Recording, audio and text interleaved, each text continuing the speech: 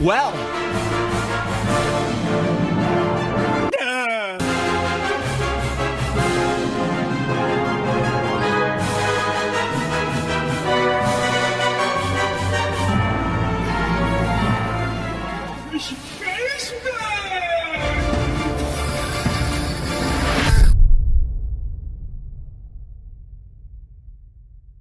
World-class veteran video game critic Michael Does Life.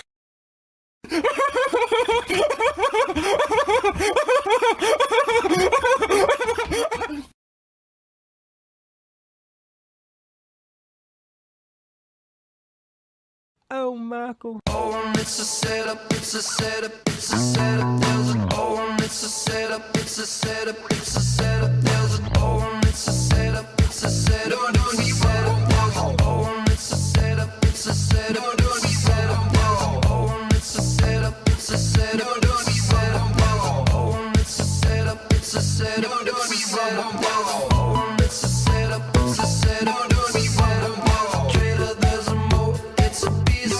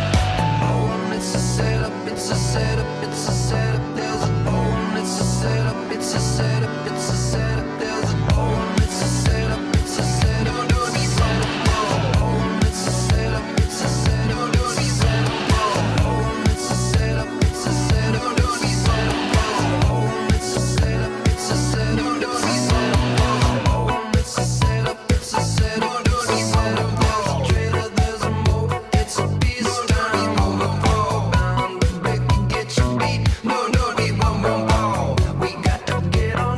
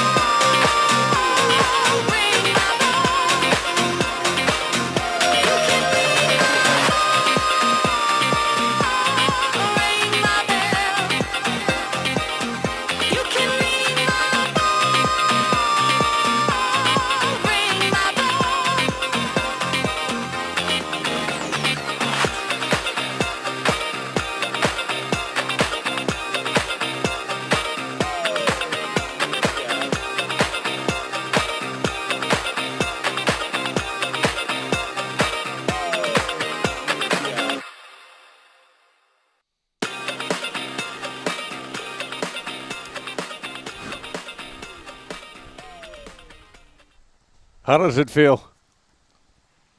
How does it feel, fake GTA fans, to be a part of the infamous Losers Club?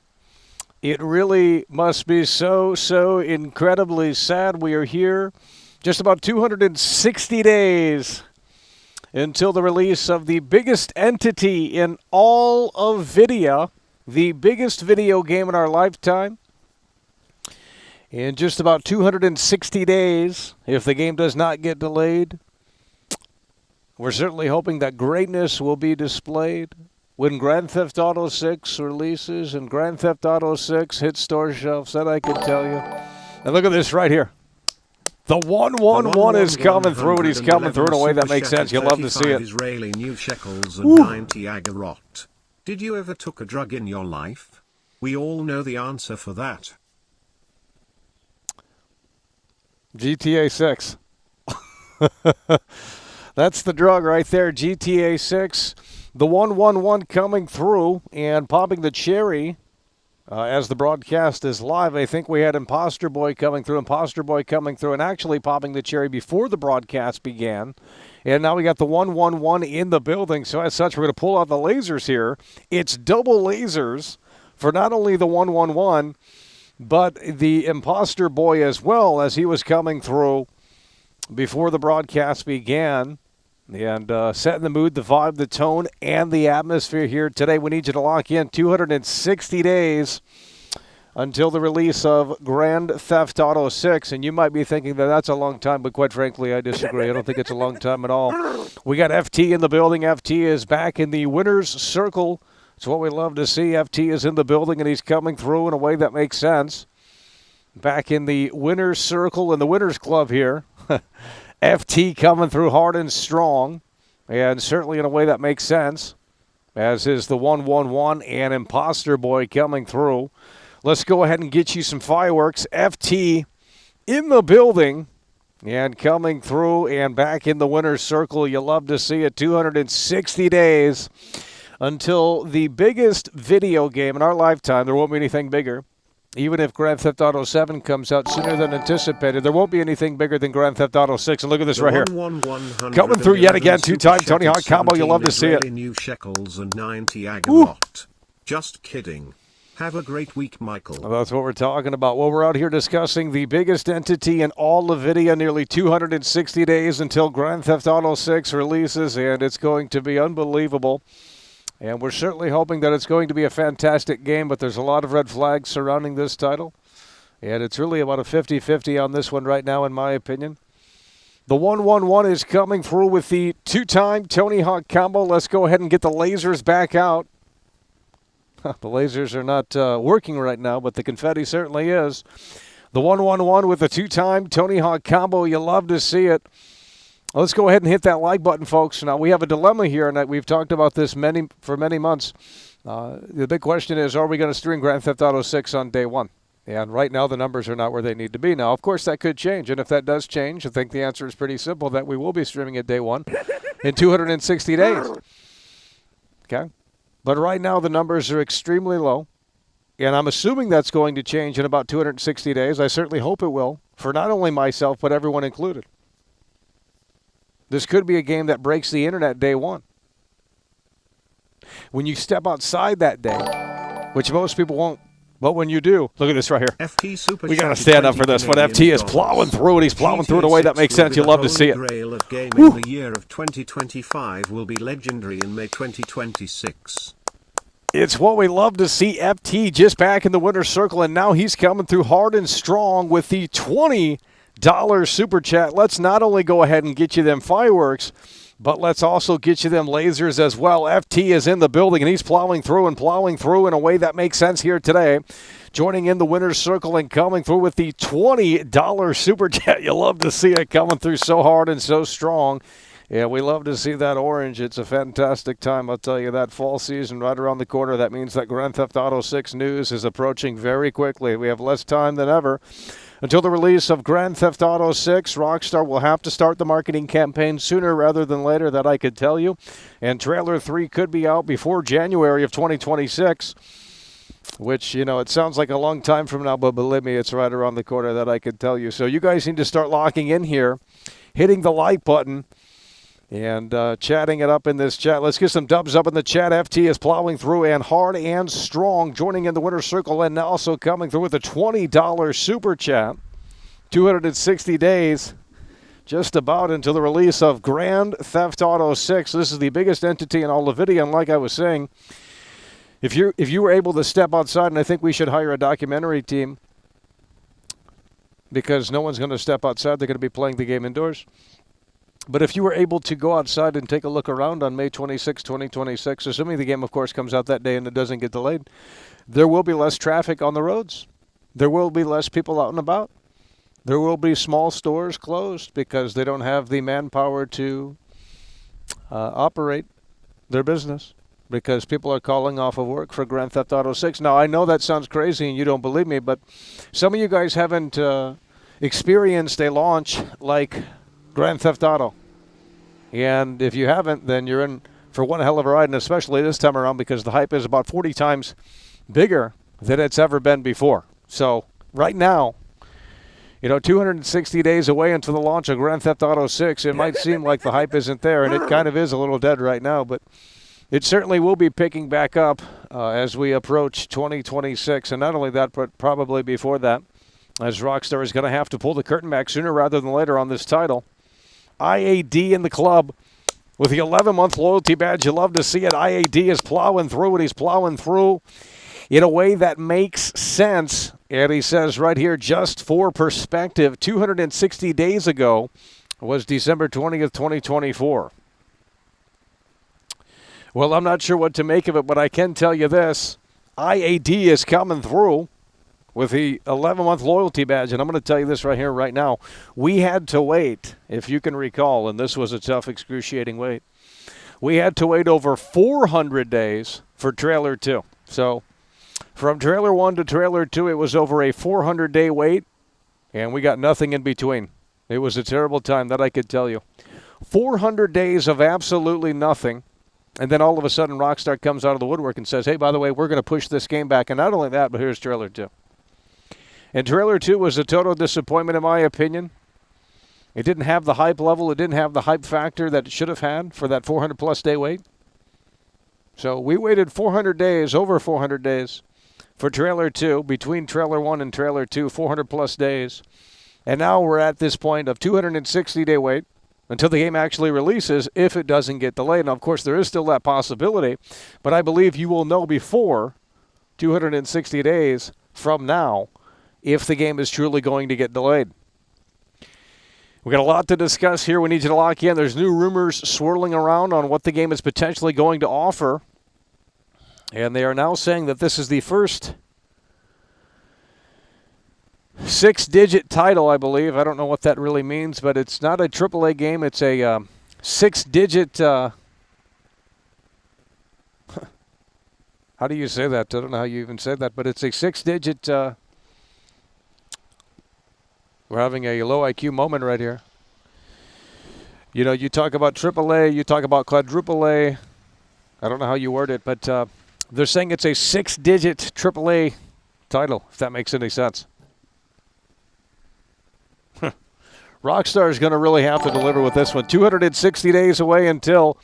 Look at this right here. IAD is in the building. Trailer 2 was low energy almost immediately. It really was terrible, especially after considering the fact that we had to wait 400 days for the Trailer 2, right? We had to wait 400 days plus for Trailer 2. There was nothing in between. It was all rumors. It was all crazy theories and unbelievable stuff. I remember the December theory, right? We were live for the December theory. We had 800 plus people in here. It was a crazy hype session. And that was more hype than the actual Trailer 2 releasing, because here's the thing. Rockstar didn't tease Trailer 2. They didn't say Trailer 2 was coming. It came out, I think, a day after the game got delayed, and they just dropped it and said, here you go.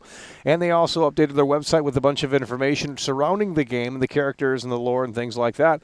But in my opinion, that was a mistake, knowing that the game was pushed back, because it's like, well, do we really need the curtain pulled back that far? Do we really need to know about Hal Campton, Raul Batista? I don't need to know about those characters that far out, because, quite frankly, it ruins the ruins the excitement, really. The more you know of the game, it actually kind of impacts the excitement level. And unfortunately, with those characters that they showed off, Hale Campton and Raul Batista, they're just kind of uninteresting characters. Of course, we haven't played the game. We haven't seen enough to really say one way or the other, but I think they could have waited on that at least for trailer 3. And look at this right here. The 111 is back up in the building, and you love to see it coming through hard and strong. Shekels and 90 Agarot.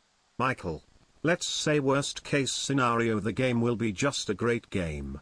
Will you be disappointed? And yes, the world will stop when the game drop. Yeah, we will be disappointed. We can't have just another game come out. We can't have these disposable games because there's too many of them already, okay? It's like a disposable camera. You use it, and then you're done with it after about 15 exposures. And that's what these games are providing these days. You play them for about a week at max, and then you move on to the next release. And we just can't have Grand Theft Auto 6 being another disposable video game in 2026. I mean, honestly, it has to be above that. It has to exceed expectations, and that's Rockstar's goal. Rockstar said that they wanted to exceed expectations, and I don't really know what that means because, what is their perspective on the expectations of this game? Well, they're obviously incredibly high, Right now we're in a drought period again, and that's okay. I think that's fine. I don't think there needs to be information right now about this game, but I think as we head towards 2026 and maybe November-ish, December-ish, I think they really do need to come out of the woodwork and actually start pulling the curtain back a little bit more on this game and give us Trailer 3. And Trailer 3 really needs to be hype. I think Trailer 3 needs to be a little bit more hype than Trailer 2 was. Trailer 2 was basically saying, fuck you doing up there? Just fixing some leaks. It's just a bunch of hillbilly shit in Florida. And it's just like, wow, that's not exciting at all. And, that was the problem with Trailer 2 is that it was just a bad edit. Now, there were things that were exciting in Trailer 2. I'm not saying Trailer 2 was a total dud, but considering that we had to wait 400-plus days, I will say that Trailer 2 was a total disappointment, and it's already forgotten about. The views have basically stagnated for Trailer 2. The hype for this game is basically not completely dissipated, but it's definitely on the back burner, which is unfortunate because in 260 days, or even less than that, if this game does have early access, you will see a whole different side of these gamers crawling out of the woodwork because now they care because the game's, coming out, and they can't talk about it when they don't have it in their hands, and they can't talk about it when they haven't experienced anything. And I disagree. I think there's plenty of things to talk about. There's a lot of concerns surrounding this game. More concerns than positives, in my opinion, and that's unfortunate because we really need to see this game hit that home run because there's no other game that's going to do it. We saw Starfield, we saw Elder Scrolls 6, really what they're capable of. We didn't see Elder Scrolls 6, but we saw Starfield, and that was a reality check, really. We saw that modern Bethesda cannot. And speaking of Starfield, it is the 2-year anniversary of that game, and it has like 5,000 players on Steam. It's a total disaster. But we saw with Starfield that they just don't know what they're doing and that their game design is completely, totally outdated and obsolete. And in order to make the Elder Scrolls 6 really work and really pop, they're going to have to implement some change into their game system and into their game design because no one's going to be playing an Xbox 360 game in 2027, 2028, 2029, whenever the game releases Elder Scrolls 6. I mean, quite frankly, it's just a sad, sad situation. But we'll have to see how the cookie ultimately crumbles. But I said Starfield is going to be interesting. We'll have to take a look at Starfield. We'll have to see how that ultimately turns out. And we saw how that cookie crumbled, and it was really sad. That I could tell you. It was really a sad situation. Cool friend super chatted $4.99. Look at this right here. GTA stands for Got That Already. The GTA problem in gaming will reach its peak with Got That Already 6's release. We've already played these games. Cool friend is coming through, and he's coming through in a way that makes sense with a $5 super chat. Let's go ahead and get the lasers out. Cool friend is in the building. Yeah, and he's coming through with a $5 super chat, and he says GTA 6 stands for Got That Already. GTA 6 problem in gaming will reach peak with Got That Already 6 release. We've already played these games. That's the problem that they're going to have to try and fix with this game and this release. We're going to have to see something new. We're going to have to see something cutting edge. We're going to have to see something that pushes this medium forward and says, holy shit, we've never experienced this before in a video game. There's no other developer in the world that has the potential to make that happen. I mean, we've seen the disaster that was Starfield. and that really doesn't bode well for the Elder Scrolls 6. So it's like the point of that is that there's no other game to look forward to in terms of massive hype and release, right? There's no other game to look forward to. After GTA 6, whether or not that works or doesn't, what else are we looking forward to? There's nothing to look forward to. In terms of a game on that scale, there's really nothing that compares. The only thing I think would be Elder Scrolls 6, and even that's obviously not going to be as big as GTA 6. But I mean, that's a highly anticipated title, and we saw with Starfield 2 years ago to this date that it was just a total disaster, and they had no idea what they were doing, and that's not going to change for the Elder Scrolls 6. So there's no reason to be hyped for a game that barely even exists. And not only that, but we saw their latest output; it was terrible. So there's no reason to be really hyped at all or excited. So that's why I said GTA 6 is really going to be that big game that either solidifies this industry and says, holy shit, there's still hope, or it's time to pack it up and realize that there's nothing really left, which is unfortunate because we would love to see it. But at the same time, we just don't know. We just don't know. We're going to come over here, folks. We're going to go ahead and lock in. And we take a look at this right here. It says GTA 6 is the first quadruple. I don't even know how to fucking say that. What's the word for that number? What's the word for 6? I have no idea. But the first 6-digit AAA game, industry veteran says. We need you to lock in. So this is apparently coming from an industry veteran. I don't know who that could be. It probably says this in the article here, but this is his quote. It's just bigger than anything else, both in the scope and scale of the game and the kind of cultural impact it has. And that's what people aren't understanding right now, and it's hard to really grasp that because we're so far out, but not really. I mean, we've been further away from this title releasing. Now, what I will say is that if the game hadn't been delayed, you have to understand that this game would be releasing potentially next month or the month after that. So if the game hadn't been delayed, we wouldn't be waiting as long as we are. The game would be literally coming out next month or November. And that's crazy to think about because the initial slated release window for this title was fall 2025. We're here. It's fall 2025. We're at the start of fall 2025. And if the game had come out at fall of 2025, it likely would have released this next month or the month after that. So October or November of 2025. Now, obviously, that's not the case. It got pushed back. But the fact of the matter is that we were very close from this game releasing in that capacity, and that would have been unbelievable. So let's go ahead and read this. We need you to lock in. It says Rockstar's Grand Theft Auto 6 stands alone as a 6-digit AAA title, according to Devolver Digital co-founder. Can't even pronounce that name. He said in an interview that nothing can touch the GTA series when it comes to the scope and scale of the popular open-world crime series. And this is the quote here, right here. He says, I mean, there are AAA games and then there's quadruple games, and I'd argue that Grand Theft Auto is potentially a 6-digit AAA title. It's just bigger than anything else, both in the scope and scale of the game and the kind of cultural impact that it has and the attention it demands. Before this, Ubisoft referred to Skull and Bones as the first quadruple A game, by the way. Okay, buddy. Lori commented on the GTA 6 against the backdrop of Devolver considering whether or not it would delay some of its games to get out of the way of GTA 6 when it was planned for a 2025 release. He said GTA 6 was blinding when it came to the calendar. It remains to be seen if Devolver will delay any games due to GTA 6. And that's the thing, too. There's a lot of games coming out next year. There's a lot of games that are scheduled to release in the year of 2026, which, of course, is next year. And I just find that funny because how are these games going to release when GTA 6 is officially dropping next year? Even if it does get delayed from May of 2026, May 26, 2026, even if it does get delayed, it is still more than likely releasing in 2026. I think that would be unbelievable if it didn't release in 2026.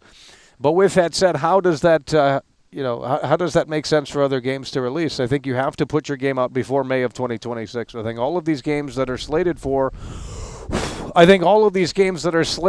May a 2026 release need to release before that time. The 007 game is getting rushed out. You look at that 007 footage that they showed off last week, and it's terrible. Clearly, it's not where it needs to be. The optimization looks terrible. There's animations that are completely broken and unfinished, and they're rushing that game out to get it ahead of GTA 6. I think that comes out. When does that come out? Comes out May, I think, of next year. The 007 game. It's a reskin of Hitman, a non-lethal version of Hitman, with a few new bells and whistles for James Bond. It's woke. And I don't think it's going to be that great, but it could be kind of interesting at least to play for about a day. But they're pushing that game out before GTA 6, which is a smart move because no one's playing anything after. I don't think these devs understand, or these publishers really understand the magnitude of this game, and that's what I said. Well, the Halloween video game, presumably you would think obviously it would release on Halloween of next year, but I disagree. I think they need to get it out before GTA 6. And then they can also put out something on Halloween to get people back in. But you don't have a chance when GTA 6 comes out because GTA 6 is going to take over everything. All of these content creators are going to be playing Grand Theft Auto 6. The install base for Grand Theft Auto 6 is going to be massive. The online for Grand Theft Auto 6 is going to be unlike anything we've ever played before, especially the longevity of that and getting players to come back. I mean, we haven't seen any or experienced anything like this before. This is basically a console release, but I don't know how to explain it. I mean, and that's, even if the game fails, even if the game doesn't meet expectations for a lot of boomers or a lot of old school Grand Theft Auto fans, it doesn't really matter. People are consuming this game because they're lining up to that buffet already. They saw the sign out front, and they saw two signs out front, and they said that the food was fantastic and it was amazing, and as such, they started lining up to that buffet ASAP. That's what they did. They started lining up to the buffet ASAP. So they don't care about the quality of the food. They really just couldn't care less. And it is a sad situation, but that's what's happening right now. And, there's a lot of people in here, whether they want to admit it or not, they weren't there for GTA 5 or GTA 4, especially GTA 4. That game came out in 2008. That's about nearly 20 years from this broadcast. Nearly about 20 years ago it released almost. And there's a lot of people in here that weren't there for GTA 4, and GTA 4 was a massive one too. All of the Grand Theft Auto games were massive, but this is a totally different ball game because gaming is a lot more popular now than ever before, and it's just a totally different situation. The gaming industry is in shambles right now. It's, I would argue, in a crash right now. I mean, you get all these Unreal Engine games that are disposable and forgettable, but we'll have to see ultimately how this turns out. It's just going to be unbelievable to say the least. Well, that's what I said. I said San Andreas is the best one. And we were going to play that on the stream the other day, but I don't think people could handle it. They just really couldn't figure that one out. Skull and Bones, by the way, just really unbelievable. Let's continue to come back over here and take a look at this. The company said it would, in fact, launch a game on the same day as GTA 6. Devolver Digital delayed baby steps due to Silk Song. Yikes! I would say that GTA for the last year and a half has been a part of almost every conversation around launch dates I have heard. Earlier this year, Bloomberg reported that GTA 6 was delayed to 2026. Some studios with games set for fall 2025, the previous launch window for GTA 6, embraced the news while others scrambling to make decisions for their own 2026 games. You can't release your game in 2026 and have it be successful when GTA 6 is already out. I mean, that just sounds unbelievable to me, how you guys think that these games are going to be successful, how these games are going to actually thrive in an environment where everyone is playing Grand Theft Auto 6. The talk of the town is Grand Theft Auto 6, and it's not going to be for a week. It's not going to be for a month. It's not going to be for 2 months. It's not going to be for 3 months. It's not going to be for 4 months. The entire year of 2026, from May 26, 2026, all the way to the end of the year, at the very least, is going to be dominated by Grand Theft Auto 6 discussion. And there's no other chance for games to come out and have that limelight, that window that they need in order to be successful, in my opinion. So all of these games that are slated for 2026, I think they need to release it before May. Unless it's a massive title like Call of Duty or Fortnite or, well, Fortnite's already out, but It would have to be a massive title to have legs to go up against Grand Theft Auto 6, really honestly. Even the new Battlefield. If the new Battlefield were to come out next year, that's why it's coming out this year more than likely. They're pushing it out as fast as possible to get it out before GTA 6, because if Battlefield launched next year, fall of 2026, it would be dead.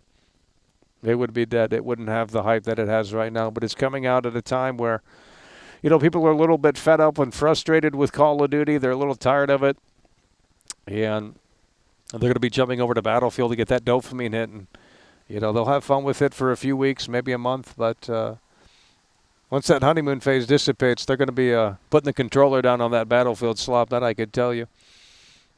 You wait and see. The initial review wave and the initial first impressions of Battlefield 6 will be very positive. And then about a few weeks after that, a couple of weeks after that, people are going to turn on the game because they get bored of things. And then they'll turn on it and they'll say the game is trash, it's unbalanced. I've heard this time and time again, for especially multiplayer games. They just don't really have an opinion on that stuff. Now, that's why we're hoping that the campaign for Battlefield 6 is great, because that's the only thing I really want to play. I don't need to play the multiplayer. We've already played multiplayer back in 2007 when it was cool and when the technology was kind of new and fresh. You know, Xbox Live, every Xbox console came with a headset. They wanted people to communicate over the headset. You guys missed out on that era. And they don't do that no more. When you get online, they don't communicate. They communicate in their little cliques and their little chat rooms, private chat rooms. They don't, you know, which they should do away with and create an environment where it's like if you're going to play online gaming, you have to talk to other people, because that would force gamers to socialize and actually improve their socialization skills. I think that's a thing that needs to come back as well. But, you know, the private party stuff really ruined that, and they can get in their little cliques and talk about how much of... Well, let's not get into it, but that's really what it has ultimately become. So I'm not excited to play Battlefield 6 multiplayer. We've played a little bit of it with the beta, and it's pretty terrible. But if you're into that stuff, I guess it's okay. But I will tell you that we'll check out the campaign and the Battle Royale. But the multiplayer itself, there's no reason to jump back into that, not for more than maybe 10 minutes. Because it's the same thing over and over again. Free-for-all, team deathmatch, conquer, whatever the hell we got going on. There's nothing new or revolutionary with that. We'll definitely have to look at the campaign and the Battle Royale mode and see if that can ultimately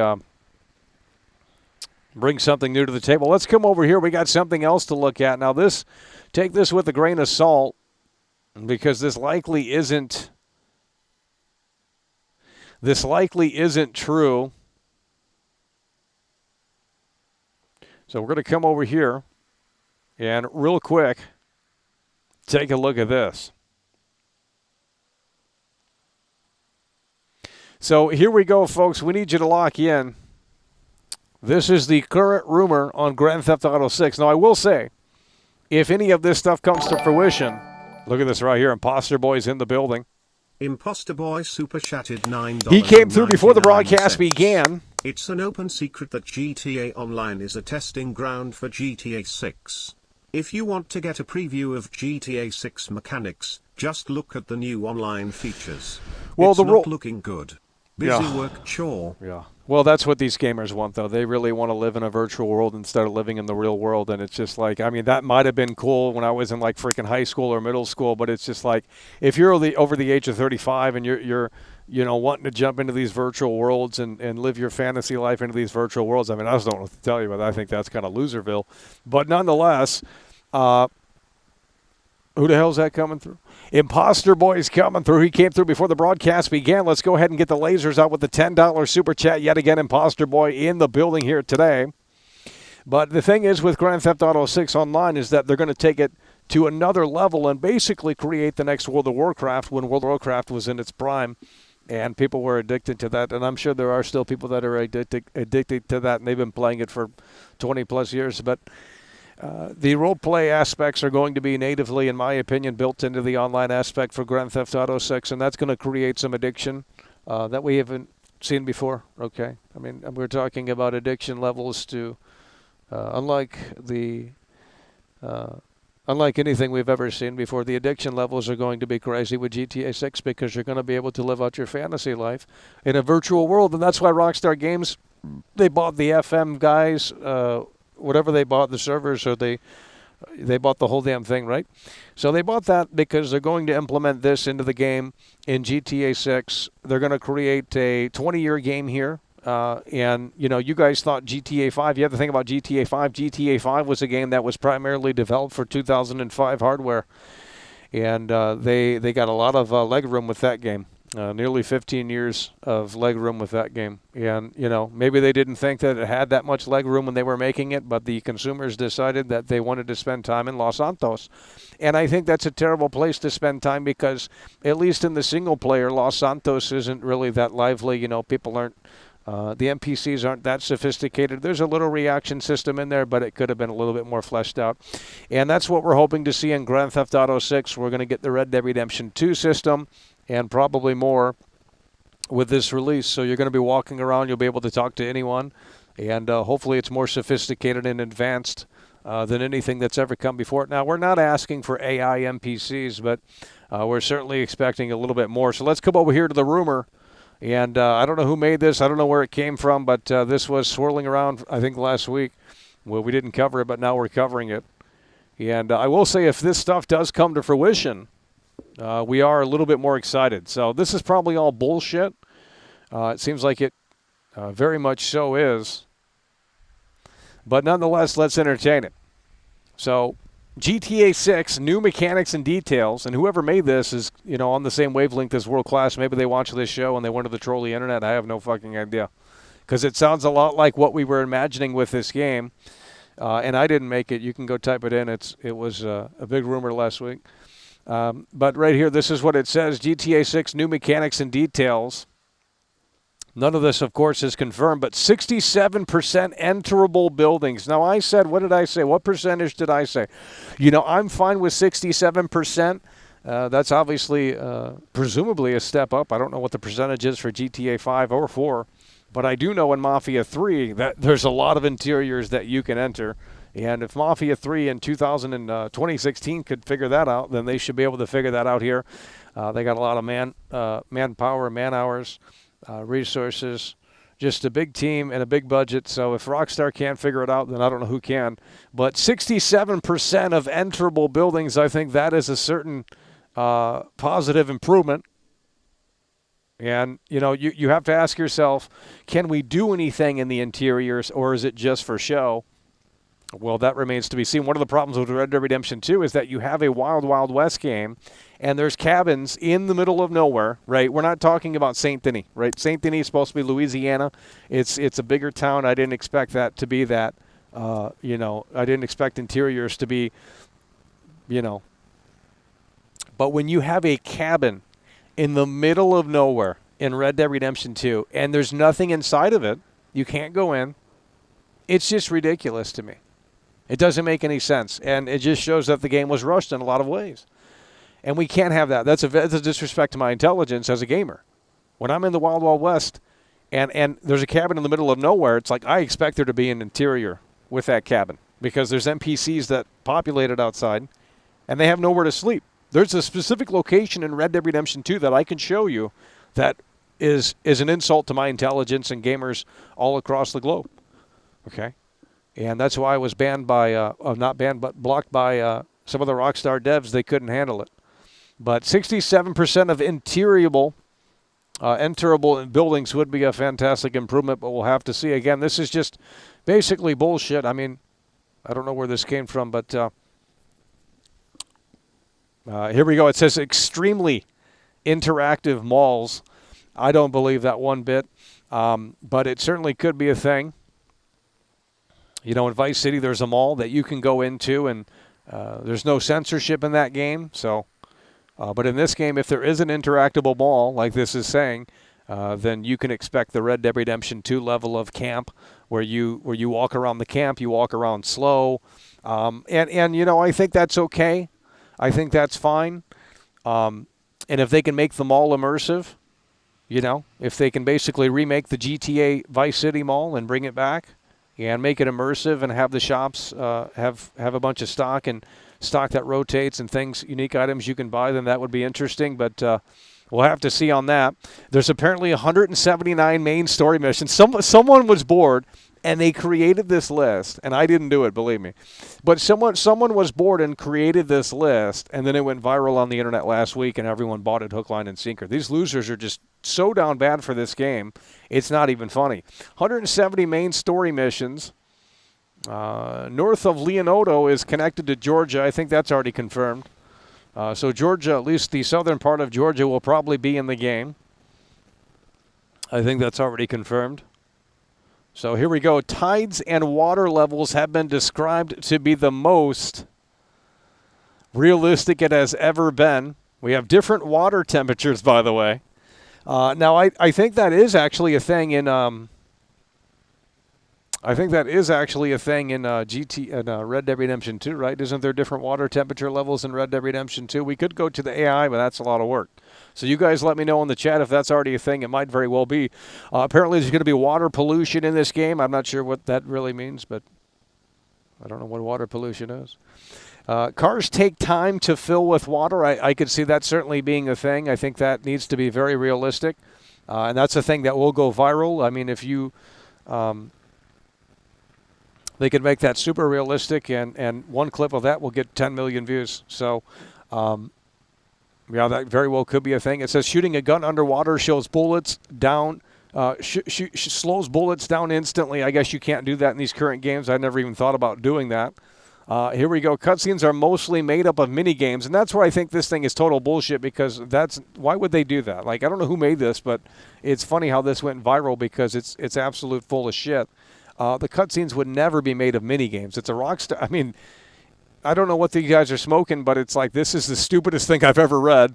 So we apparently have negotiations. We apparently have story decisions. Rockstar is not going to make a game, and I understand this is the new Rockstar, but it's like they're not going to make a game where you just have cutscene, QuickTime events over and over and over again. They're not making that kind of game. And whoever made this list is a loser because, it's not even believable. But nonetheless, we'll entertain it. Spam button to not fall off the wing of a plane, by the way. The gun jams. Close combat, quick struggles. Drowning mechanic. Okay, this is getting smaller here. I don't know why that's getting smaller. But as we continue here.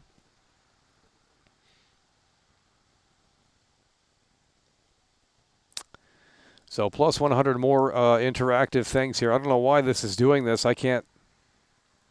There we go. So food and drinks. Eating is apparently very complex in this game, by the way. Glasses fill realistically.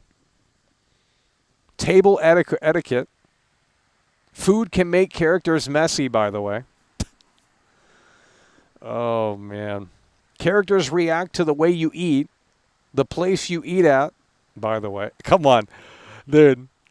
Choose toppings for things like pizzas. Bite-by-bite animations. Hundreds of options of food and drink places like malls. Food prep mini games. Okay, so here we go. Car mechanics.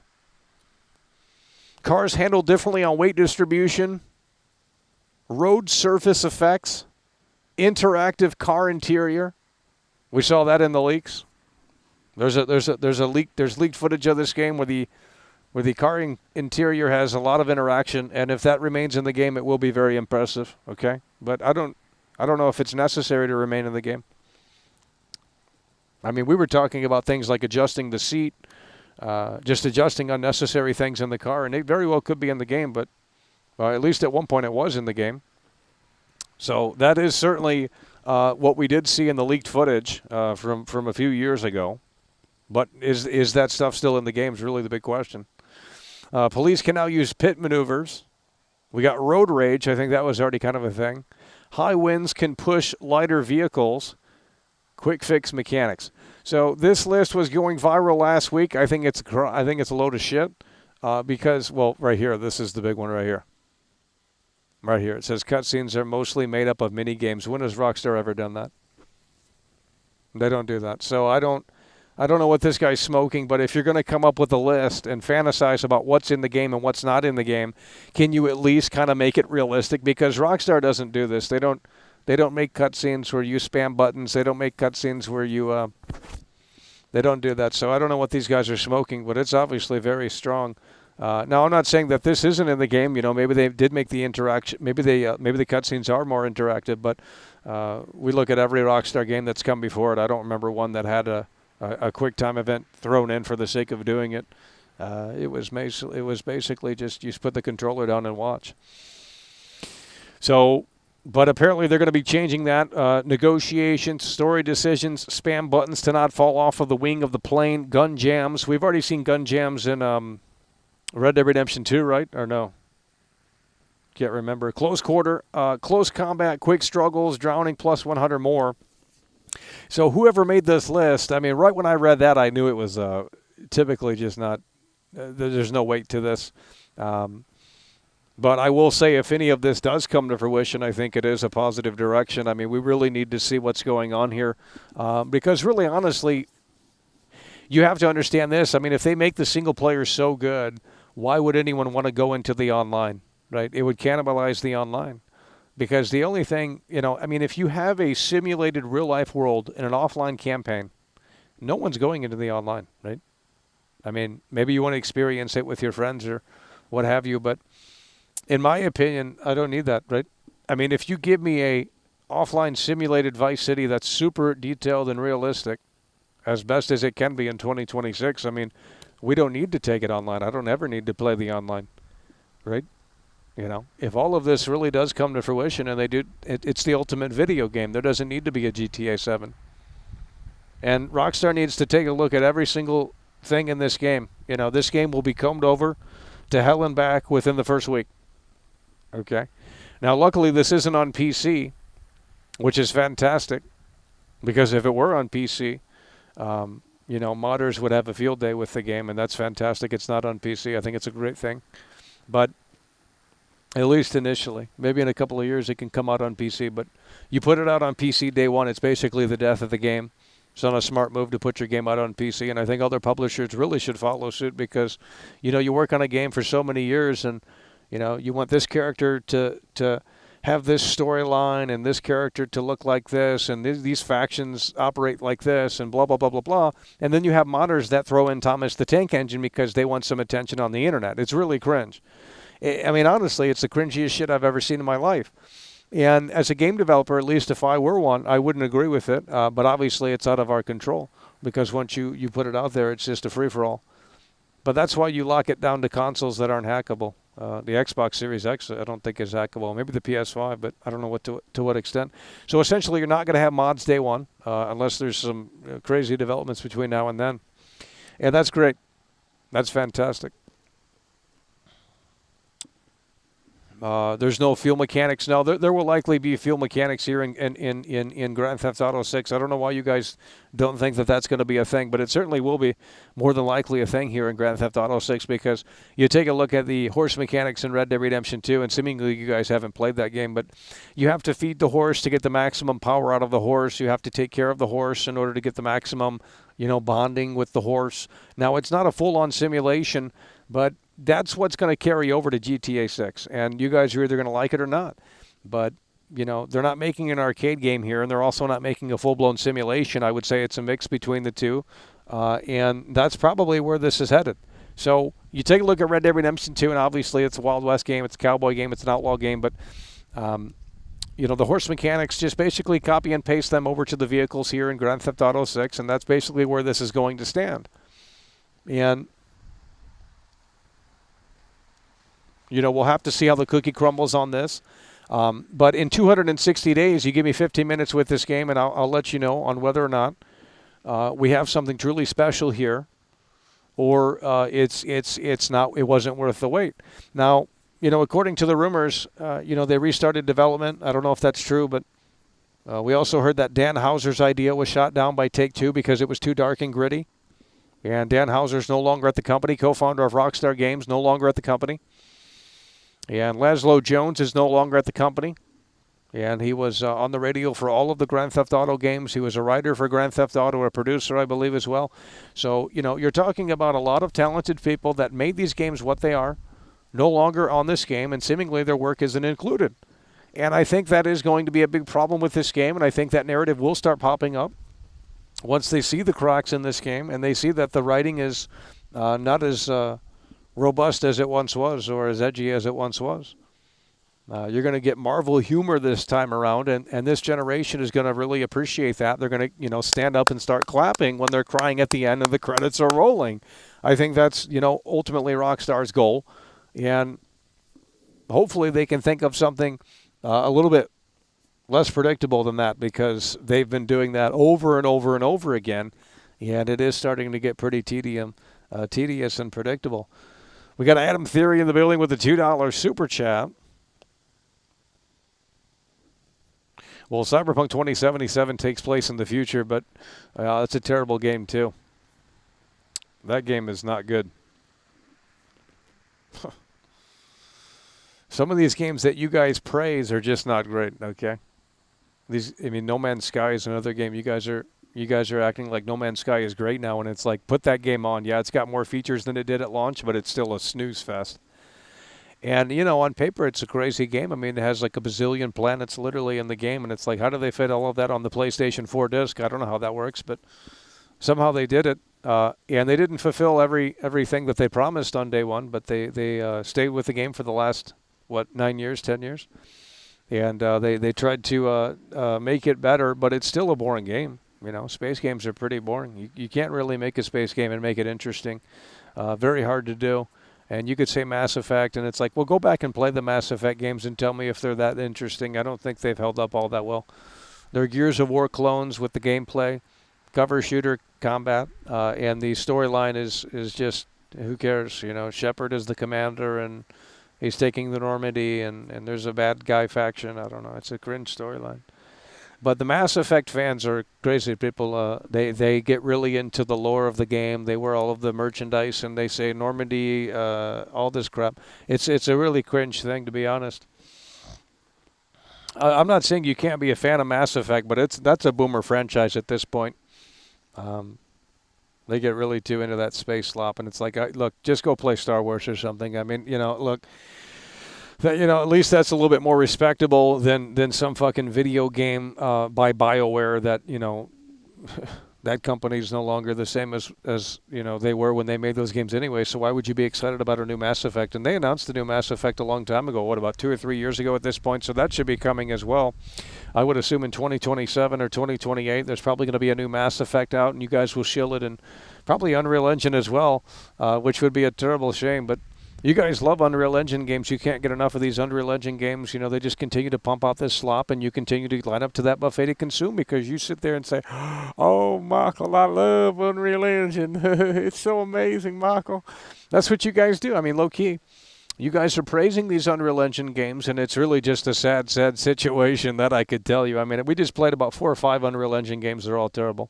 I'll never play those games again. They would have to pay me hourly to play those games, and it would have to be pretty high to endure that slop, and really just these anti-fun and woke games. These developers don't know what fun is. They don't care on making a fun game, and it's a sad situation. Too many cooks in the kitchen, and you look at behind the scenes footage of how these old games were made, and it's just a bunch of dudes, a bunch of fucking nerds in a basement. Really, it is. The games in the early 2000s and before that even.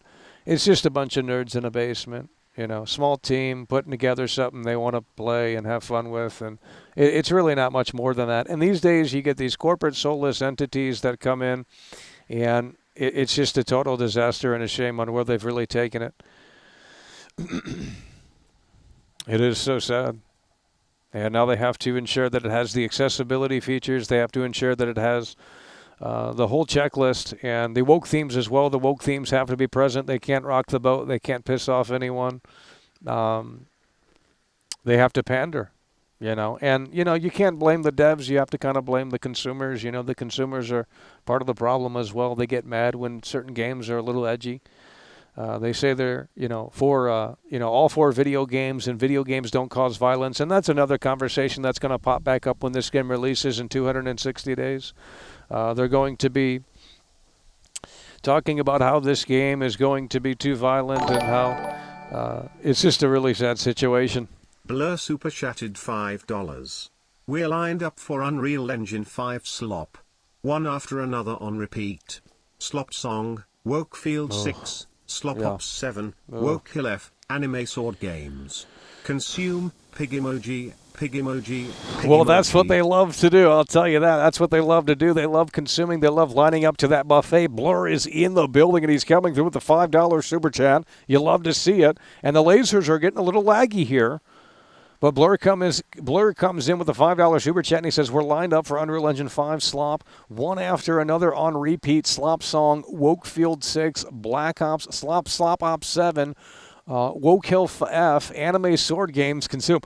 All terrible, really honestly. Just all terrible, and the internet loves to show garbage. They just can't get enough of it. It's a sad situation. It really is, that I could tell you.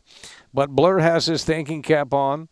Can you imagine being excited for Slop Engine 5 games? I mean, Jesus, could never be me. Straight up, Brando is in the building, and he's coming through in a way that makes sense. Look at this right here. $10. Whew. I'm in the lakeside sauna right now. I can barely text. Woke themes and no freedom. Yeah. Bet there are no saunas for Jason and Lucia Inc. to 6. The reality of the situation. Yeah, it's going to be really bad. It's going to be sanitized because really think about it. It's a $1 billion game. They don't want to piss off anyone anymore. They can't afford to do that. Let's get the lasers out. Straight up, Brando in the building. Long-time viewer, long-time supporter. And just a troop here coming through and in a way that makes sense. Long-time member, supporter, and viewer. $10 super chat. Straight up, Brando says he's at the sauna right now. Can barely text. But says woke themes and no freedom. Yeah, it's going to be sanitized. They can't rock the boat as much as they once did because, a lot of people decided to start playing Grand Theft Auto within the last 10, 15 years, more so than ever before. So, they even had to go back into GTA 5 and they said, oh, shit, we got Confederate flags in GTA 5. We're removing those. You didn't care because you guys don't care about censorship. But then you say, we don't want our game censored. It's funny how you guys play double standard. And you're not mad about GTA 5 doing that. They also removed NPCs that were deemed offensive in GTA 5. You didn't care about that either. It doesn't make any sense. But, we saw that with GTA 5, and we saw that was the direction that they were taking it. And GTA 6, they won't need to do that because it's going to be sanitized before it even releases. That's probably why they had to delay it, to make sure that it was squeaky clean, and it's going to be GTA by name. But in terms of anything offensive or controversial being in the game, I don't think it's going to be very prevalent or prominent. There could be a couple of things that people get a little fussy, a little upset about, but it's not going to be anything major. Because they don't want to rock the boat. They have to pander, and they know there's $1 billion on the line. So you have to make it safe and corporate, and you can make it edgy within a general sense, but nothing too crazy. You can't really rock that boat anymore, and that's probably why a lot of these people at Rockstar, these veterans, got out because they realized that they don't have control over the ship anymore, and that's not as fun as it once was. I mean, honestly. It seems like that was the case. We got Ed coming through with the $2 super chat, and he says, look at this right here. Cool Friend is in here with the $10 super chat. He's plowing through hard and strong and in a way that makes sense. Getting his curry and kebab in London's most diverse district, returns to his floor at Rockstar North to unload in the corner of the men's room. Slurpee physics were due Monday, Indian emoji. Yeah, I mean, it's just a situation where there's too many cooks in the kitchen these days to make these games. You got one studio working on this, you got another studio across the whole world working on something else. How does that even make sense? How does that even come together? I have absolutely no idea, but it's like, bro, look at the dev team for GTA 3. It was a bunch of dudes in the basement making it in fucking the UK, right? It's just a totally different ball game than what it was in 2001, 2002, 2003, 2004, 2005, 2006, 2008, and really so on and so forth. And again, a lot of the key players at Rockstar are gone. And I think that will be prominent once you play the game in a lot of areas. The only way they're going to redeem themselves is the gameplay here, because the the edginess and the woke themes and the sanitization of this product are more than likely going to be on full effect. It's going to be a very, very safe game.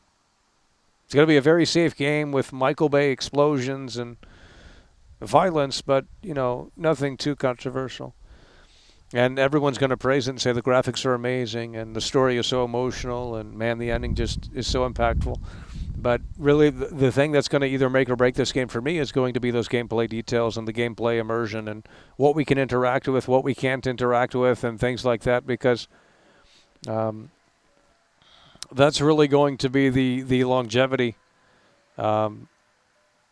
factor that this game is going to have, because we want San Andreas level of feature set and mini games and things like that. We need to be able to do a lot of things in this game, and we're talking not just for the online, but for the single player as well. It's going to have to be really fantastic. Look at this right here. Speaking of fantastic, Rat of the West is in here. Super chatted $6. Crocodile emoji, salamander emoji. That's what we're talking about. Rat of the West is in here. He's digging through that couch, and he's digging through it in a way that makes sense with a $5 super chat. We are 260 days away. It could be less than that if there is an early access, and presumably there will be.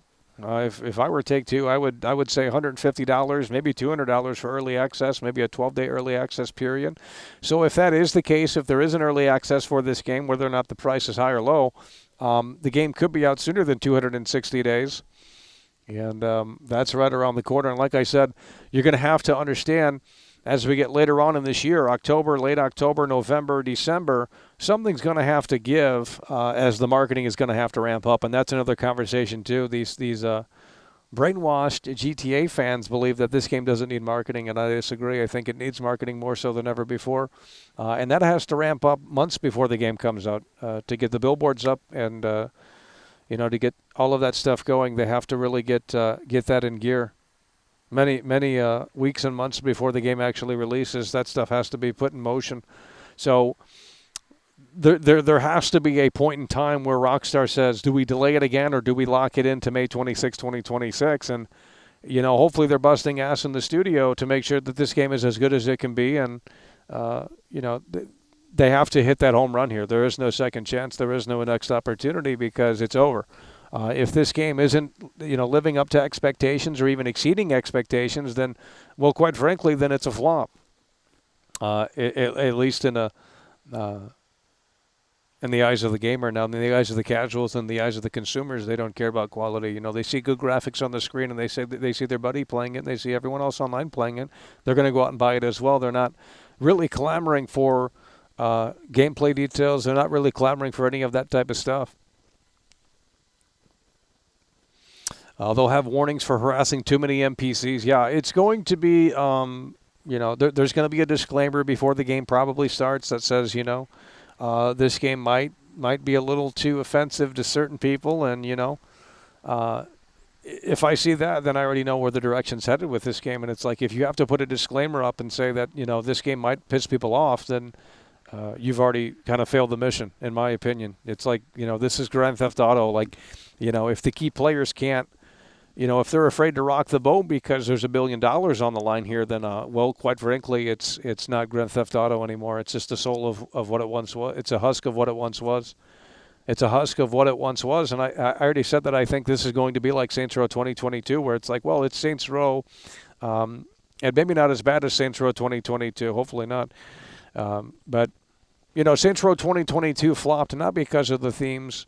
It's a woke game, but it's because there's nothing fun to do in that world. And it's a shame because, they could have redeemed that game and said, okay, we have these fun mini games, we have these fun little activities to do within the game world, but it's a snooze fest. There's nothing to do in the game world. It's not interactive at all, and it's just terrible. The fun missions are not fun. They're anti-fun. They're woke. And, Saints Row 2 is a fantastic template that they could have looked at when they were making the game and said, okay, let's kind of emulate this and see what people liked about it and expand upon it and get inspiration from that and really understand what made that game tick. And that's what they're going to have to do with this game, too. You look at San Andreas and say, okay, we got mini games for everything that the player does. Boom, incorporated right in here. I want to be able to throw the football on the beach and have that be very in-depth. The basketball in this game is going to have to be very great as well. Now, like I said, 2K, they don't want to cannibalize NBA 2K because a lot of people play that game, makes a lot of money, and they buy the cards on there or whatever the fuck they buy. But it makes a boatload of money. And, if they make the basketball that great here in GTA 6, and we've seen a screenshot that implies that there is basketball, well, then it could cannibalize the sales of NBA 2K. Really, honestly, because everyone's going to want to get on GTA Online to shoot some hoops. And it will be over for NBA 2K. So they don't really want to make sure that interferes with other projects. Because if they make a great basketball game here in this game, a little mini game even, 1-on-1, 3 versus 3, with a lot of animations, and you got the Euphoria physics engine. I mean, honestly, NBA 2K won't last. It's just really a sad situation. Adam Theory is coming through again, and he says hopefully the game is vegan friendly. I don't know what that means, but probably will be, as they don't want to rock the boat. They don't want to rock the boat. He says, did you hear that Rockstar spent $200 million on the water physics alone? I'd love to see it, because we're not seeing any of that in the trailer. So maybe when the game comes out, and I fully expect, to be impressed with certain things in this game. I think there's going to be small little details, small little intricate details that really, impress world class. And I think the water needs to certainly be one. And the way the water behaves and things like that. I think when you get in the water, your shirt might float when you're on top of the water, if that makes any sense, and the cloth physics are going to be unlike anything. I mean, that's really where it needs to be. Now, obviously, the performance will be impacted. And that's another thing, too, that, that rumor that came out that they said that the PlayStation 5 Pro, they're working exclusively with the Rockstar engineers and the PlayStation engineers to come up with a solution for 60 frames per second on PlayStation 5 Pro. And certainly could be a possibility with upscaling technology and stuff like they have now. But I'll take 30 if the game is super detailed and, intricate and immersive. We don't need 60 frames. We don't care about 4K resolution. Give me 1080p 30 locked, and I'm fine with playing a game that, blows me away, because I think that's more interesting than any of this image-related stuff, the resolution, the frame rate. I mean, really, honestly. So we need you guys to start locking in 260 days until the release of Grand Theft Auto 6, assuming, of course, it doesn't get delayed. 260 days. Now, that might seem like a lot, but in my opinion, we're going to have more information before then. I would assume before the end of the year or early 2026 for Grand Theft Auto 6. And Lewis is in the building here. The Queen is in the building joining us here. But Lewis in the building says, imagine we don't even get to the open world in the first stream because the intro is 6 hours long. Then we're going to be turning it off, because if the game cannot figure that out, then I don't know what to tell you. But I will say that hopefully the intro for this game is actually exciting and not too long, because the player attention span is completely dissipated. So they have to factor that in, right? With Red Dead Redemption 2, they could kind of do a slow burn because that's a Wild West game and so on and so forth. But I think with Grand Theft Auto 6, and I'm not asking for Saints Row action, I'm not asking for, something super crazy, but, something intriguing and something that's, catering and pandering towards mature gamers. I think that would be a necessity to really kick this game off in a way that makes sense. And I already said it. This was my idea. I said, let's start this game off. A hurricane is coming to Vice City. And we start this game off. We're zooming in on the television. We're already zoomed in on the television. We slowly pull back, and it shows Jason and Lucia in the hotel room. And Lucia's pregnant. Lucia's pregnant, and you have to play as Jason. And, people are scrambling to evacuate Vice City because Category 4 hurricane is on the horizon. And, you get outside of the hotel. They're hiding. This is further along in the game, and you get to Lucia needs some last minute supplies. I guess they decide to hunker down. They're not evacuating. They're not leaving, and Jason has to go run and get some last minute supplies. It's absolute chaos at the convenience store, and a fight breaks out. There's only one item left because it's getting low on stock. There's a Category 4 hurricane coming. And there's an item that's in stock, but there's only one. And another NPC, another story character wants it as well. And that's where we introduce the fight mechanics. Jason ultimately gets knocked out. We cut to black, fade to black.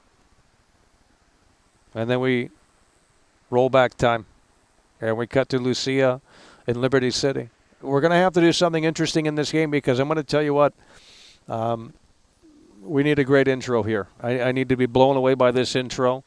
I need immersion unlike anything we've ever seen before. I need a 2026 video game in my face. That's what I need. Reg D Super Chat Reggie D is in the building. Let's go ahead and get the lasers out. Reggie D is coming through. What game do you think is better, GTA 5 or RDR2? Well, I think they're actually pretty similar. I think they're pretty similar. With Red Dead Redemption 2, I was expecting a bigger jump because that was at the time, next generation exclusive game.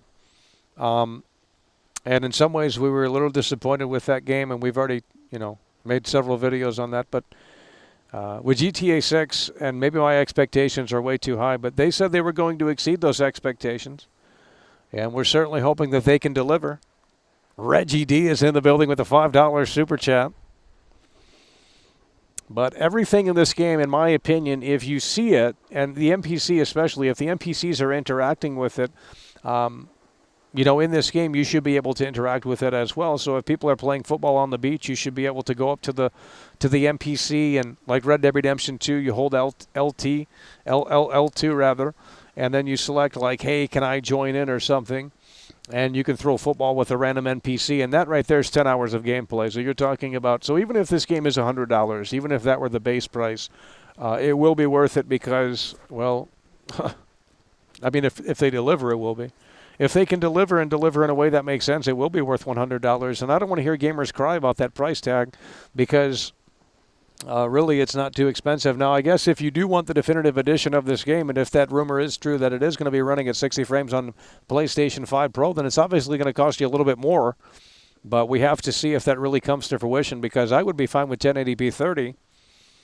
But we'll really have to see. Jack Bitten is in the building with the $5 super chat. Jack Bitten coming through with the $5 super chat. He says, think we all know the game's going to center around Lucia because she learned how to fight since she was a baby. Yeah, that's the tagline for this game. It sounds like AI, too. It's a really sad situation. Jack Bitten is coming through with the $5 super chat. You love to see it. Let's get some dubs up in the chat. Jack Bitten coming through. Great time support here today. Big time support here today from the big time supporters. And yeah, Lucia, she's been able to fight, and she knows her way around as soon as she could walk, by the way, right? So she's really experienced in hand-to-hand combat. That's what that implies. And Jason is going to be probably a little bit less talented in that regard. And he's going to be the handyman, and Lucia is going to be doing all of the work. And Lucia is going to be strong and independent. And, Jason's going to be, well, we're not going to get into it, but I think that's really where this is headed now. Obviously, we could be wrong. But, Lucia, and that's what I said. I think, Jason doesn't know how to fight. That's why we have this intro where the Category 4 hurricane is coming. Vice City is people are evacuating because there's going to be flooding and all of this stuff. And the category is on the way. The Category 4 hurricane is on the way. So we play as Jason. We go to the convenience store, last-minute supplies. And then Jason gets knocked out because he doesn't know how to fight. So we show that Jason isn't really that strong, and then we cut to this very strong and very independent Lucia. A younger Lucia in Liberty City, and we cut to the prologue, and then it eventually comes back up to that point. I think that's going to be a similar intro. I think GTA 5 and Red Dead Redemption 2, they both start out in snow. I don't think we're going to get that here. But I think introducing teasing, especially at the beginning of the storyline, teasing some hurricane mechanics or teasing some weather mechanics and actually having that impact the storyline and the gameplay, I think that would be interesting to say the least. And that's another thing, too. We really need dynamic weather in this game. And we saw that with Red Dead Redemption 2, and it was really fantastic. But look at this right here. Tyler is in the building. Tyler Sandquist is coming through. You love to see it. Tyler Sandquist is coming through. He's coming through with the $5 super chat. Tyler Sandquist is in the building here, and he's coming through with the 5. And that's what we're talking about. Tyler Sandquist plowing through. It'll get delayed again, says Shadow of Yarn. Well, we're certainly hoping that that's not the case, but I will tell you if this game does get delayed again, well, the expectations will not be exceeded. There's no way. Right. Let's assume that this game does get delayed, maybe in January or February of next year. They say, hey, we still need more time on this game. We're pushing it back to fall of 2026, October of 2026. There's no way that this game is going to live up to expectations. It's absolutely not possible. It's really not. So I would say that it would hurt the game more than help it. But the consumers would love it. They would say, well, Rockstar needs more time. Perfection takes time, blah, blah, blah, blah, blah. And, look, if they can deliver, that's fantastic. But we have a lot of reason to believe that maybe this time around, maybe they can't deliver as good as they once did because of the impact of the key players leaving Rockstar. And, it's just sad. But I saw a new article talking about how Laszlo is not in the game. And it's like, I could have told, that's not news. I mean, we knew Laszlo jumped ship a long time ago. I don't know where you guys have been, but, these game journalists are just grasping at straws because it's a sad situation. Tyler Sandquist is in the building with that 38-month loyalty badge. You'll love to see it. Let's go ahead and get the fireworks out. Tyler Sandquist with a 38-month loyalty badge. Coming through in a way that makes sense here today. With the 38-month loyalty badge. And Lewis says if they delay it, I just wouldn't bother. I agree. I will have zero interest in this game if they delay it until they can show me something that's actually interesting, right? If they delayed it and said, hey, we're going to give you a sneak peek at some of this gameplay and some of this stuff that we're working on, or an article even that says these are the details of Vice City, this is what you can do in the game, then it would maybe open it up a little bit. But if you're going to delay the game again, honestly, I don't know why anyone would care, right? A trailer 3 wouldn't sell me on this game. An article would from Rockstar Games saying, hey, these are some of the gameplay highlights. These are some of the gameplay details, just kind of explaining some of that stuff. But that's not going to happen, at least not until we get closer to launch. So if they do delay it again, it's just going to be a really sad situation. And, quite frankly, no one's going to care. I mean, the hype is deflated right now. A lot of people don't want to admit that. It's really just kind of a meme. We got Silk Song 2 before GTA 6, that kind of meme. They just insert anything before GTA 6. And that's funny and all, but where's the real, hype for this game? I mean, you have to be kind of a hardcore fan of this franchise to get really on board with it right now. It seems anyway, because the normies aren't. They're hyped for it. It's on the back burner and it's in everyone's mind, but no one's actually talking about it daily, which I find ironic because, these people, they're so disingenuous because what they'll do is they'll wait until it's topical and they'll wait until it's convenient to talk about, and then they can jump ship and say, we love Grand Theft Auto 6. And it's like, well, have you been talking about this game when it was quiet? Have you been talking about this game when no one else was? You weren't there. And that's because they're in it for the clout.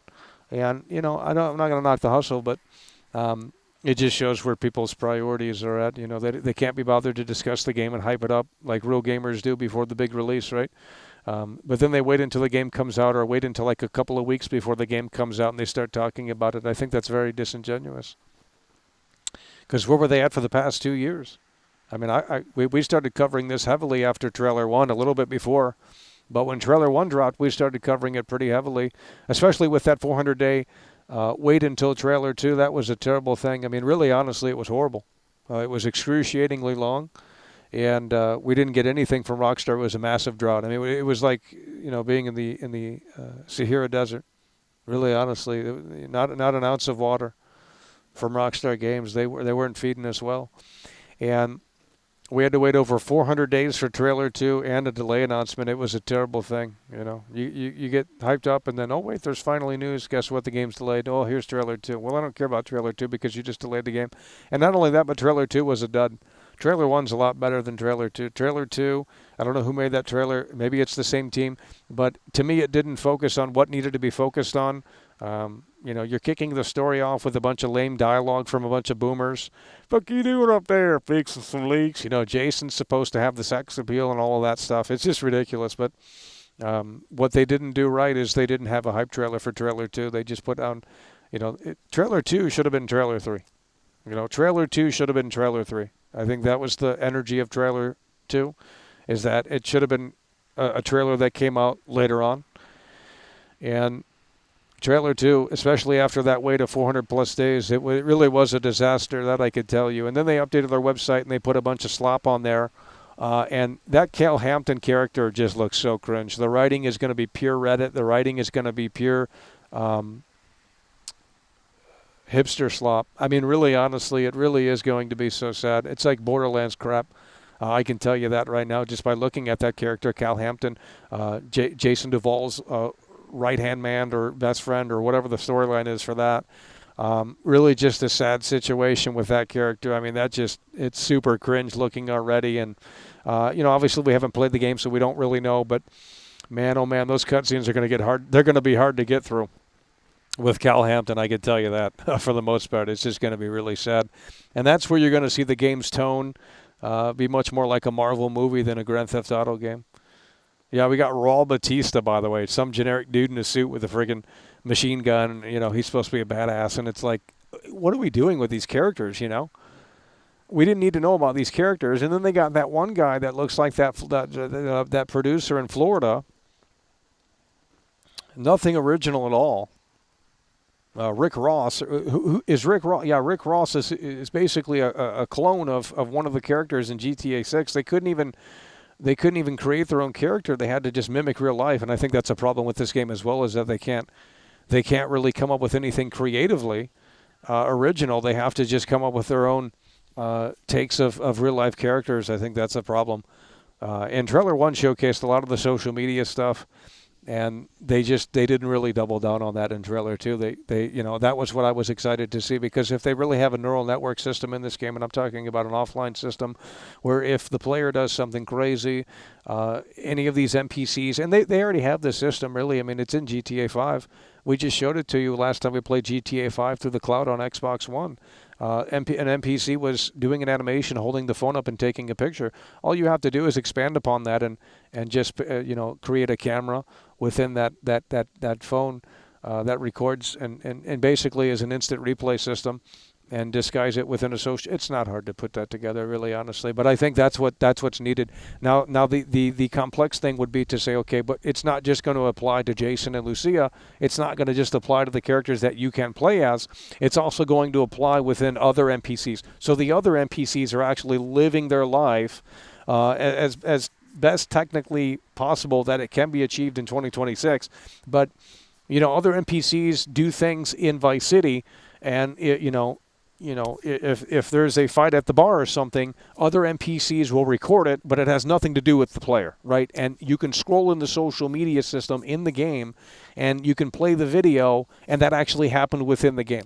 And you might think that sounds insane, but it's like, well, that's what we're going to have to expect with this game. I don't know what else you guys want, but I'm not looking forward to just going to this place to do a mission, and then it looks cool in the mission, and then you come back to it later and it's as dead as a doornail. That's cringe to me. It's not a PlayStation 3 game anymore. It's a PlayStation 5 game. We're in 2026. We need some next level stuff happening here within Vice City, and really truly make a living, breathing world that is unlike anything we've ever played before, that makes every other open world game obsolete. That's the only way to impress the player outside of the story stuff, is to really just create a living, breathing Vice City where the players are just blown away. You have a social media system that is real, that other NPCs can go live, and they are capturing crazy stuff. There could be a race on the street, and other NPCs are going live on their phone, and you can open up the app on your phone, and you can watch that live stream, and then you can actually go to it, and it's just one of those things that creates a special moment where it's like, holy shit, like we're actually living in a virtual world that is actually lived in, and that's what we've been trying to accomplish for a long time, but we're just not there yet. And you can argue Witcher 4, and it's like, yeah, the Witcher 4, by the way, we would love to see CD Projekt Red really pull through on that one, because they're not great at making open world games. They're great at telling a story and making linear games under the guise of an open world game, but these open world games are just not great from CD Projekt Red. Cyberpunk is a terrible open world game. There's nothing to do in it. There's no NPCs that live in the world. It's all fake, and it's worse. It's more hollow than a Hollywood movie set, really, honestly, it's more hollow than a Hollywood movie set. And it's like the whole goal in an open world game is to sell the believability of a living, breathing world. And obviously, you can't have every NPC on schedules. That's just technically probably not possible, at least to the scale of a game like this. So you have to come up with ways to figure that out and to sell the illusion and the idea that this is a living, breathing world. And they're just going to have to crack that code here with Grand Theft Auto 6, because if they can't figure it out, I don't know who can. And that's going to be disappointing, because if we have to wait another 15 years for another crack at this with maybe GTA 7, well, that's crazy. Ain't nobody waiting that long. Yeah, we need next level immersion. If NPCs, let's say for example, they're at the skate park. They're at the skate park, or they're at the basketball court, and there's a fight at the basketball court. Well, the NPCs can pull out their phone, they can put it on the fake in-game social media, and that actually happened within the game world. And let's say you see the post on social media, you go there. Maybe the ambulance is there by the time you get there, and they're actually stretchering the guy away because he got knocked out or some shit. That's the next level shit we need to see in this game. And you might be thinking right now, 260 days before the damn game actually releases, that that's impossible. But if anyone is going to pull it off, it is going to be Rockstar Games. And if I see any of this stuff come to fruition in any capacity, we will be blown away and say, holy shit, we never need to buy a video game again. So don't even act like the $100 price point is too steep, when potentially you could be getting a game on that level in sub-magnitude. Because I know Rockstar wants to do it. And like I said, if you're able to buy a house in this game, which, that presumably is a feature, I would assume, or at least buy a property, the grass is going to grow. You could start the lawnmower up. You go to the hardware store, buy a lawnmower, put it in the trunk. No, I'm serious. Like, you guys act like you don't want to do this, but you do. And I'm not asking for a life simulator game, but it's just like that stuff's already in Bully. In Bully, you get punished by not going to the classes, and if you get caught, they put you in detention and you have to mow the grass. You get on the riding lawnmower and you have to mow the grass or shovel the snow. It's already a mechanic that they've already implemented into their previous game. Why can't they bring it back? It's already in the game. It's already in the game.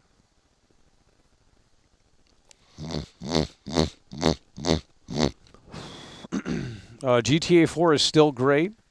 It's crazy we haven't got a PlayStation port. Well, they're apparently remastering not only that, but Red Dead Redemption 2 later this year, or that's coming. So, and that's going to be a huge thing for Rockstar if they do re-release those games later this year. Now, I don't know if any of that's coming true or to fruition, but we'll have to see. But a Red Dead Redemption 2 remaster with 60 frames on console and all of this other stuff, just quality of life improvements, I mean, that's going to sell like hotcakes, because people are clamoring for GTA 6. And it's a really smart move, actually. It's a really smart move. Okay, well, let's go ahead and get you up out of here. First guy we had a timeout today. Going in the truck to get the lawnmower would be Kino and comfy. That's what I'm saying. And you look at Red Dead Redemption 2, when you go into the store in Red Dead Redemption 2, you can pick up things and look at it. Some of the things anyway, not everything in the store. But if you were to take that and evolve it, I mean, honestly, that's what makes the most sense. We're going to have those mechanics, and it's going to have to be beautiful. I wonder what they will censor in Red Dead Redemption 2 with this new enhanced edition. Well, I don't think there's really anything to censor in Red Dead Redemption 2. Now, GTA 4, on the other hand, yeah, they certainly, do they have the balls to leave GTA 4 as it is? Do they have the balls to really leave it as it is? I don't know if they do. Yeah, Rat of the West, the cement truck has to be usable. Do we still? The cement truck has to be usable because in GTA 5 the other day, I got in the cement truck and I clicked R3. I thought there was going to be a special ability, because certain cars and certain vehicles have a special ability. You can turn the sirens on, and the fire truck, you can use the fire hose and things like that. And it's like, okay, why doesn't the cement truck work? Now, I recall maybe a Saints Row game having that mechanic, but I don't know if that's true. Can anyone let me know if the cement truck worked if the cement truck worked in Saints Row? Because I remember that actually being a thing, but I don't know if it just kind of spinned or if there was like cement that came out and it kind of froze everything that it interacted with for a little bit, I think that would be a unique mechanic and be crazy. I mean, can you imagine the viral? This game is going to break the internet. Like, can you imagine? Just imagine that the cement truck actually pours out cement, and it has an effect on the gameplay. Like, you can just get in the cement truck and pour cement and create essentially a roadblock, and like there's 10 million views right there. It's over. So you guys are complaining about this $100 price point. Well, you're getting it back quick. Rockstar going to be putting a lot of food on the table for a lot of people, that I could tell you. But that's assuming, of course, it's in the game. Every vehicle has to have a unique feature if it's a special vehicle, in my opinion.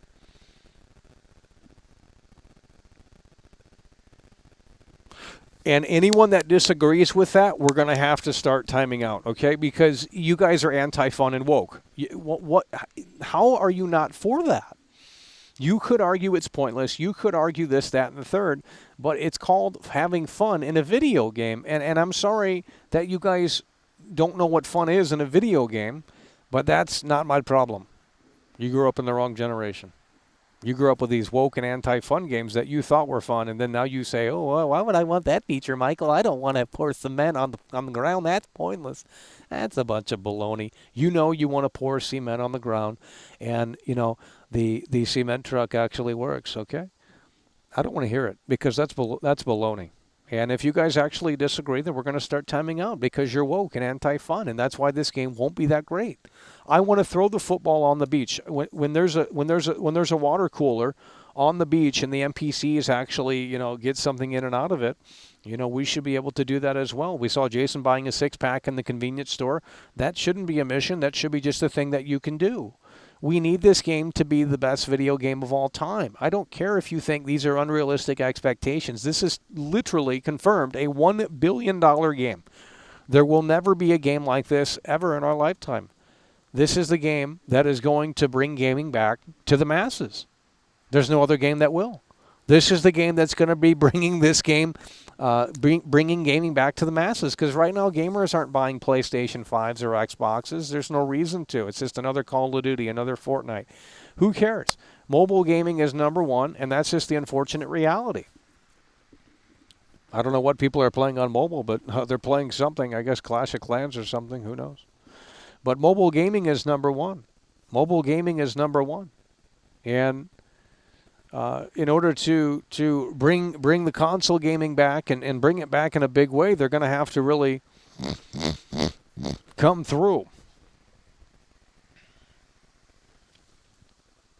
We need Disneyland in GTA 6. Well, if they have it, I agree, because they've already done it in Bully, right? You look at Bully, there's a carnival in the game, and you can ride all the rides in Bully. There's a go-kart mini game. There's a fun house you can go through, and one of the missions you can't. One of the things that pissed me off in Bully, and Rockstar is really bad at this, and hopefully this changes with this game, because even in GTA 5 this was a problem. Maybe Red Dead Redemption 2, I can't remember too much, but in Bully you can go through the fun house only in the mission, right? After the mission's over, you can't go in the funhouse, or before the mission. So it's a mission-only thing where you can go into the funhouse, and that's it. You can't go into the funhouse before or after the mission. It's a mission-exclusive interior, which is a terrible shame. GTA 5 has that same problem. There's a stadium in GTA 5 that you can go into. You have to chase Laszlo, and you can't go back into it. And it's just ridiculous. It doesn't make any sense. And I just don't like that at all. I think they need to do away with that feature and that thinking of just, well, we have interiors, but we're not letting the player go back into them after the mission. I think that's crazy. I think that doesn't make any sense whatsoever. But in Bully, you can only go into the funhouse when it's that mission. But the carnival, that aspect in GTA 6 could easily return. You look at Bully as the template, and you say, okay, we already made a carnival. Let's bring it back and bring it back better. And you can go on a date with Lucia, and you can win prizes, put on a disguise or something to lay low, and you could ride the roller coasters and ride the rides. I think they could easily do that, and you just obviously have it censored. Like the camp in Red Dead Redemption 2, where you can't roam around crazy, and you can't fight people or anything like that. But you know, if it's interactable, that's all that matters. Because in Spider-Man 2, they had the Coney Island theme park, and it was terrible. It was really bad, especially in the free roam. You can't do anything in the free. Oh, it's terrible. It's just a total disaster is really what it is. Yeah, taking Lucia to the amusement park, you know, going on dates and stuff like that, that needs to return.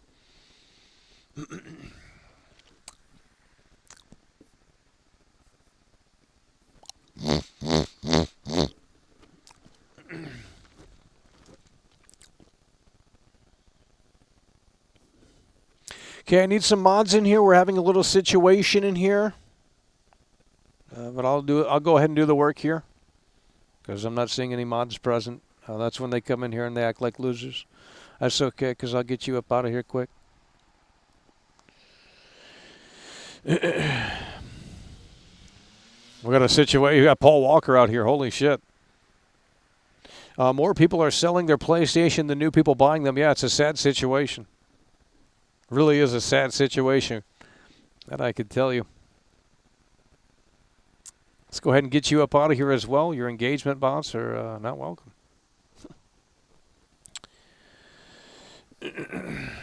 Well, you guys need to reply to these losers and tell them to fuck off.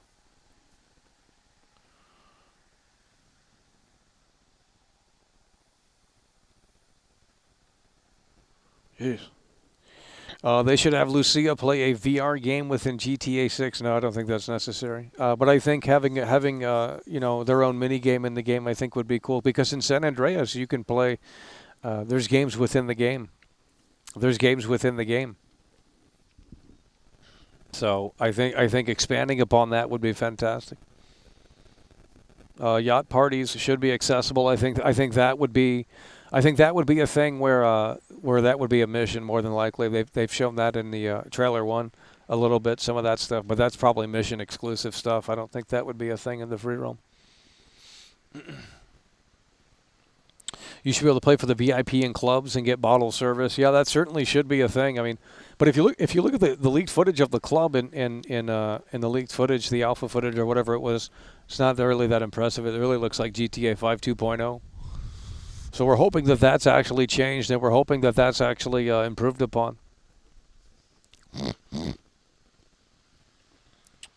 Okay, we're going to go for another 20 minutes here, and then we're going to be wrapping it up at the 2-hour marker. So another 20 minutes here. We're going to be wrapping it up. 260 days until GTA 6 releases. Probably a little bit earlier than that, actually. But that's about where we're at right now. I think it's a little bit more, 262 days or something like that. But 260-something days until May 26, 2026. And, well, potentially sooner than that if there is an early access edition, which I believe that if they were smart, they would be certainly rolling that edition out. To be fair, the only reason for distinction between Disneyland and Disney World are the different animations between the theme parks, different attractions. Yeah, I don't know anything about that stuff. I don't go to Disney. The club in GTA 4 is the best experience in a video game. I've never. Yeah. Well, I think they expanded upon that in the DLC, but I wasn't a big fan of the DLC in GTA 4 because to me it just didn't. You know, we were there for Nico Bellic and Roman and, you know, the American Dream and that sort of thing. But the DLC is just different characters. And I don't know. For some reason, a lot of people like the DLC in GTA 4, but I didn't really play it too much.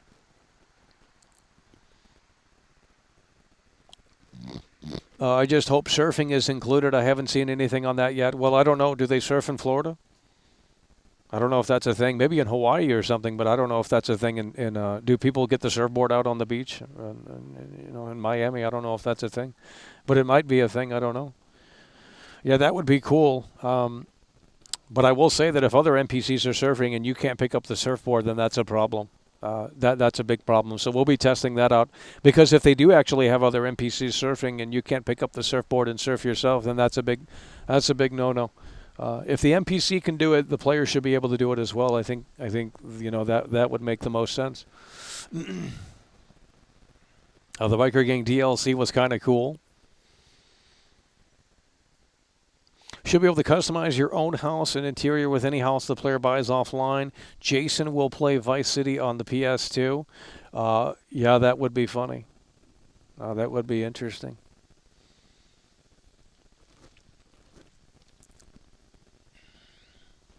You can enter 70% of buildings on GTA 6 confirmed. Yeah, I think that number would be that would be satisfying enough for me. Especially buildings that look interesting. I mean, there's problems with these games where the building looks interesting and then you can't go into it. Now, obviously, there's going to be a lot of generic buildings and a lot of placeholder buildings, but you know, if there's a special building, you need to be able to go inside of it.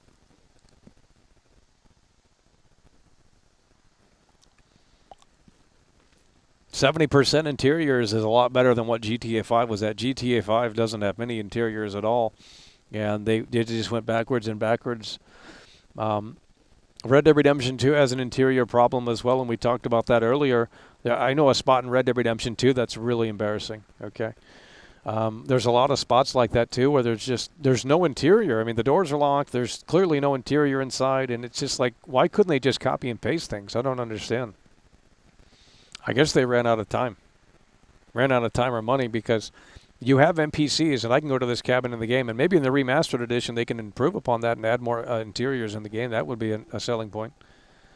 But you can go to this cabin in Red Dead Redemption 2, and there's 2 NPCs that, you know, they place there that seem like they're doing work and that they live there, but they never go to bed. These NPCs never go to bed, and I was going to put it in the video, and I thought, wow, this is crazy to me. These NPCs never sleep in the game, and here you have all of these people talking about how detailed the game is, how realistic the game is, how these NPCs are on schedules and things like that. And then you have these NPCs, and it's not a glitch. You have these NPCs that never go to bed. There's nowhere for them to sleep because there's no interiors that were made by Rockstar Games, so it seems like they ran out of time and money. And it's just like, I don't understand how you guys are praising this as the most ultra-detailed open-world game ever made when there's problems like that in Red Dead Redemption 2. You have these NPCs that literally do nothing, and they don't even have a place to go to bed. Now, I'm not saying that's every NPC, obviously. That's not the case, but there's just a lot of situations in that game where single cabins or single small places don't have interiors, and it doesn't make sense. And then you have that door kicking mechanic. You think, okay, well, the door's locked. You can just kick it open, and it just doesn't amount to anything. I don't even know why that's in there. Why is the door kicking mechanic in Red Dead Redemption 2? I've never found use of it. Maybe in the story mode or something, but I've never found use.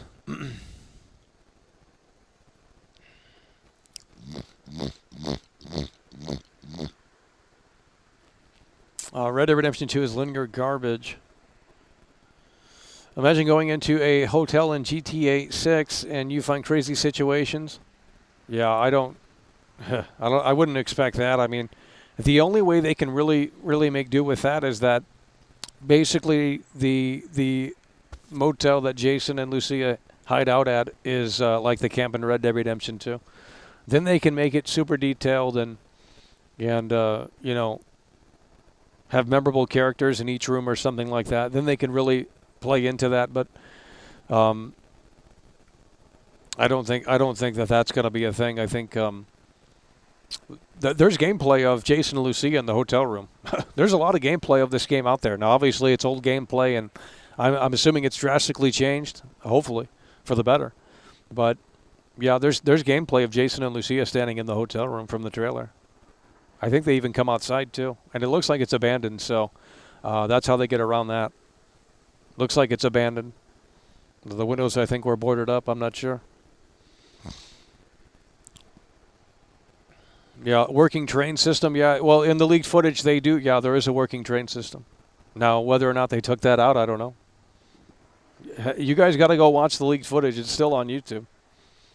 It shows some very interesting stuff. A lot of it does look like GTA 5 2.0, which is a little disappointing, but there's a lot of scenes in that are like, holy shit, if they're really going this direction with it, it's going to be crazy. Like the car interior stuff, the ability to customize the craziest things in the car that just really, you know, I don't know if that's just a testing mechanic or what, but we'll have to see. They also have a clip of Jason crawling on the ground. We've never been able to go prone in GTA. So if they have that, but apparently that was removed. There's rumors that said that was removed and that's not going to be in the game, but who the fuck knows?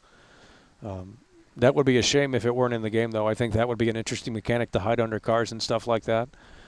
I think that would be a very interesting mechanic.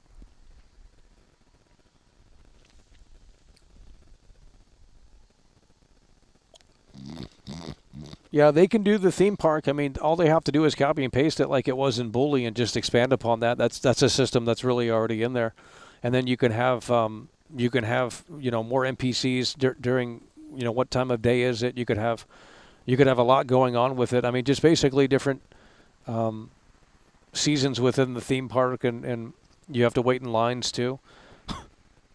How would they make a theme park where you don't have to wait in line? That wouldn't be realistic. Let's honestly ask that. They should have it where you can wait in line. I mean, honestly, you could argue, well, that's really dumb, but it's like people want full immersion, right? You go to a theme park, you're waiting in line. Especially at Disney, you're waiting in line. That's a part of the experience.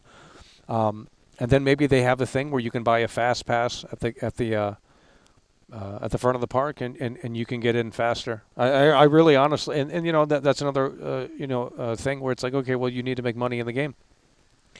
So honestly, I think they should add long lines for the rides where you can wait if you want, and you could argue that's not realistic, but well, I don't know.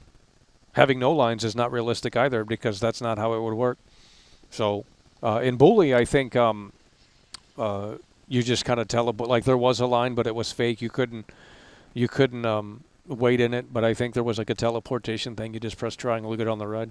But I think actually having a line animation system and a queue system would be crazy. Then I would be totally impressed. I would say we're never playing another game again. I mean, if you can wait for the lines at Disney and GTA 6, it's over. I mean, really, honestly, you wouldn't need another video game after that. Well, that's assuming that's in the game. I don't know if that's we don't know if that's in the game. We haven't seen that at all.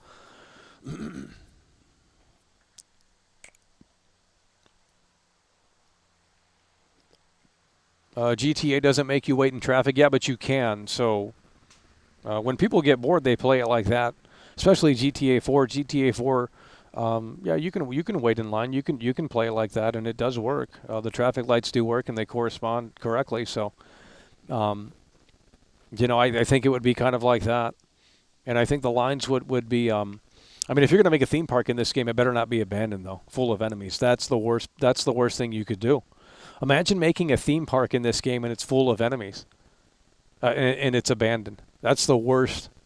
That's just so generic. Mafia 3 did that, and they covered it up and they said, well, it's flooded, so that's why it's abandoned, and I guess that makes sense. And it had a cool mission. You go through the funhouse ride, and it was cool. But after that, you can't go back into it, and that's another problem. It's like, well, maybe you want to roam around again, but you can't.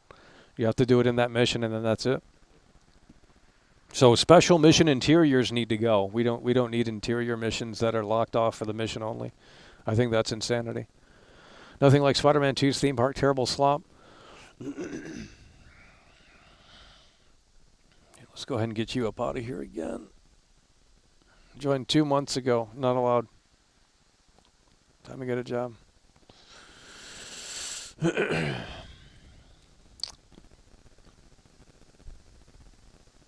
Fast pass microtransactions. Yeah, maybe for the online.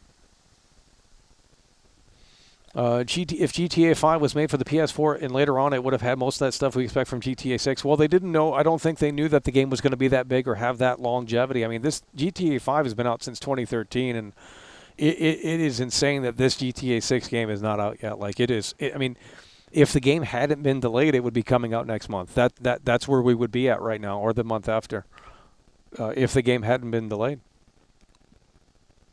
Even GTA 4 had mission interiors. You can't go to Comrade's Bar when yeah, that's what I'm saying. That's the problem. They need to do away with that. That's the worst thing. And other games do it too. Mafia 3, for example, I just named that. But a lot of other open world games do that too, where they have an interior that's like really cool. It's like, wow, I didn't think we could go in here. And then after the mission, like the doors are locked. Why are the doors locked? That doesn't make any sense. So, in my opinion, it's like if you're going to have an interior in the game. And the same thing in GTA 5, they did that with the train. You can't drive the train in free roam in GTA 5. You can't drive it. They fixed that with Red Dead Redemption 2. You can actually drive the train. That's fantastic. But in GTA 5, you can't drive the train. However, there is a mission where you drive the train. And I thought that was an insult to my intelligence, because now we're hiding this behind a mission. You have the gameplay mechanic in the game. You have it working, and you choose to not to not put that out for the player in free roam, and I think that's an insult to my intelligence. I really do.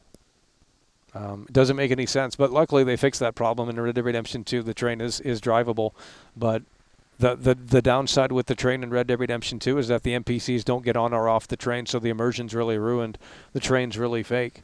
And in Red Dead 2010, the NPCs actually get on and off the train. I don't think there's one video that showcases this. They showcase other stuff, but they don't showcase what really needs to be shown. So we've gone backwards. We've gone forwards, but we've also gone backwards, and that's where GTA 6 is going to have to come in and say we're doing both at the same time. We're going forward and we're not going backwards. So you know, if they have interiors for the train and you can drive the train in GTA 6, we need people coming on and off it to sell the immersion of it. It has to be a thing. If they can't program that, then I don't know what to tell you. The NPCs even get on the train in Mario Kart. Yeah, it's unbelievable. It's unbelievable. Lucia is going to have to be a typical strong, independent woman, hard pass. Yeah, well, that's already very apparent. I mean, you know, she's been fighting as soon as she could walk, and you know, she's obviously stronger and more skilled than Jason could ever be. Jason Duvall's a pussy, and you know, I think that's going to be reflected in the storyline. And you're either going to love it or hate it, but that's just the way the cookie crumbles. GTA 5 has become dated. Yeah, GTA 5 is a 2005, a game that was developed with 2005 hardware in mind. I mean, it's just really showing its age. But, you know, they've tried to improve upon it, but what more can you do? GTA 6 is going to have to just really take it to that next level. We can't, you know, another disrespect to my intelligence is when there's a number on the screen, especially in GTA 5, there's a lot of numbers in the world, and you can open your phone and call the numbers, but they don't do anything. Like, it's not a specific audio thing. It's just a generic tone, and it's really cringe. It's just like, I don't understand how you could fumble that hard. Now, I understand it's a PlayStation 3 game and 360 game, but if we're doing that again in GTA 6, if there's a number in the world that you can call on the billboard or on the sign or whatever the case may be, there should at least be an audio, a unique audio for it, you know, like something funny or something unique, not something generic. If they can't figure that out, then we're just putting the controller down, and it's like, okay, we'll play the story, but I'm already disappointed. I mean, you know, I'm just tired of my gamer intelligence being insulted. With these games where they try and sell you the illusion of a living, breathing world, and then they just don't follow through by any stretch of the imagination. It's a sad situation. 260 days. We're going to be packing this one up here soon. But before we go, let's go through the Top Fan XP leaderboard here today. Great support here. 260 days just about until the release of Grand Theft Auto 6 on May 26, 2026. We got Imposter Boy coming through at first place with the 1225 XP. We got the 111 with the second place position, 1550 XP. In third place, we got Cool Friend coming through with the 875 XP. Now we got Gamer Minecraft coming through with 825 XP at fourth place. Straight Up Brando in the building coming through hard and strong at fifth place with 550 XP. And that is the Top Fan XP leaderboard here for this broadcast. And great support here today.